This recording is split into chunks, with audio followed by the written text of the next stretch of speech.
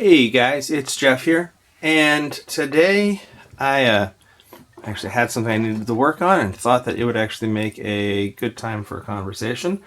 You guys have seen this pinning tray of mine before, and I've been using it for progressive pinning. I've got some locks here that I've been progressively pinning. We've got, can we get it to show up there? It's marked MP X6. It's got a star and a little heart emblem at the bottom. I don't know what brand this is. Anybody who does, I would love to hear. So I have been progressively pinning these, and first thing I want to say is that my method of practicing with progressive pinning has changed recently. Life gets in the way. I don't know about the rest of you, but for me, life is just constantly getting in the way. And previously, grab a shim, learned my lesson with that. Previously, my rule was that I would pick the lock 5 times a day for a week. Only after that would I then, which follower is it? Only after that would I then add more to it. Now, as I said, life's been getting in the way. Which one am I on? And so I can't do the 5 times anymore. But I found that the more important thing to do is to pick consistently. So for me, right now, and these things are always subject to change, but right now my rule is that I am picking it 2 or 3 times a day, usually in one sitting, but that seems to be sufficient. By the way, I'll probably be showing this one at some other time too, but this is kind of a spool barrel thing. I think that one's been giving me the most trouble. So that's actually the other thing I wanted to talk about today is when, get in there, thank you. When do you progressively pin versus just fight it through? So for me, these Euros here, I should say, these 2 Euros and this dimple had been giving me all kind of fits. And anytime that happens, I find it very handy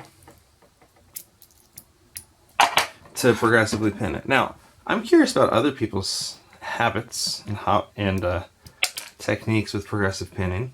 For me, I will always, at least I should say now, I will always put in the back pins because I feel like I always have the hardest time reaching to those pins in the back. So for me, I am always starting, if I'm going to leave, for me the minimum is 2 pins, but I'm always going to leave those back 2 pins and then start working my way out because that gives me, I feel like, the best chance to learn to prevent oversetting. But the other thing is, for me, I feel like I used to progressively pin more. And as I became more proficient as a picker, at the very least, I didn't want to progressively pin quite as much. I feel like at a certain point, you should start learning what's going on in there and not need to progressively pin. But that said, we get these locks that challenge us. And if we have the key, or if we can do the rear shimming, as I've talked about in the past, I'll of course post a link up here to that one. But for me, the question is, why wouldn't I rear shim why wouldn't I progressively pin it if it's just being too much of a struggle? I feel like it's a great technique. It's not something I want to use all the time. I want to get better, so it's not necessary always. But so I guess part of this video is that I want your input. What is it that helps you decide whether or not you're going to progressively pin? By the way, this other one here, it's a UAP with those hearts on it. Again, I have no idea what this lock is. It's really, I should have shown it before I dropped it in there. It's got some unique things going on here. This second pin, oh dear, just dumped everything. So I guess we'll finish the video here. But this one has some really challenging pins in it, and I really enjoyed that. This second pin is, what is that? A torpedo thing? It's got an overset trap on it, and there's a little ledge down inside there. Anyways, just my thoughts on progressive pinning. Love to hear your thoughts in the comments down below. Let me know when you do, how you decide not to. By the way, I'm almost out of time here, but sometimes you just screw things up. This dimple lock, I mangled most of the springs. I'm gonna have to find some new springs for it. But it's my first dimple, so I feel like I need to figure out if my tools are working right. At any rate, that's what I have this week.